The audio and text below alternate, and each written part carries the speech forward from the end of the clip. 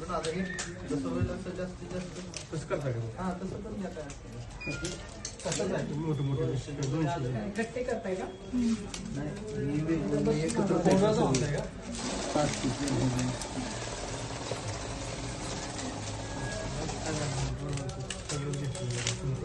5 आज कोंढवा पोलीस ठाण्याच्या हद्दीमध्ये काकडे वस्ती गल्ली नंबर 2 या ठिकाणी माझे DBचं पथक व त्यांचा स्टाफ असे सर्वांनी मिळून एक गुप्त बातमीदारामार्फत माहिती मिळाल्यावरून एक प्रोव्हिशनची रेड केलेली आहे। सदर रेडमध्ये एकूण प्रोव्हिशनचा 2 लाखाचा माल मिळून आला, तसेच रोख रक्कम 1,41,40,000 ही मिळून आली। तर सदर पथकाने आणखीन काही दारूचा साठा वगैरे मिळतो का काय म्हणून त्या घरामध्ये सर्च केला असता त्या ठिकाणी अजून काही रक्कम मिळून आली।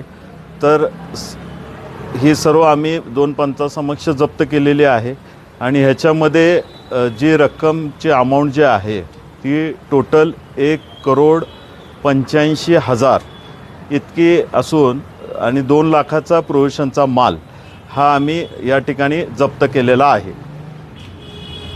मालकाचं नाव काय? याच्यामध्ये एक महिला व 2 जेंट्स आहेत। FIR कोणाचं नाव दाखल झालंय का आतापर्यंत? त्याचं प्रोसेस चालू आहे। FIRचं काम दाखल करण्याचं चालू आहे।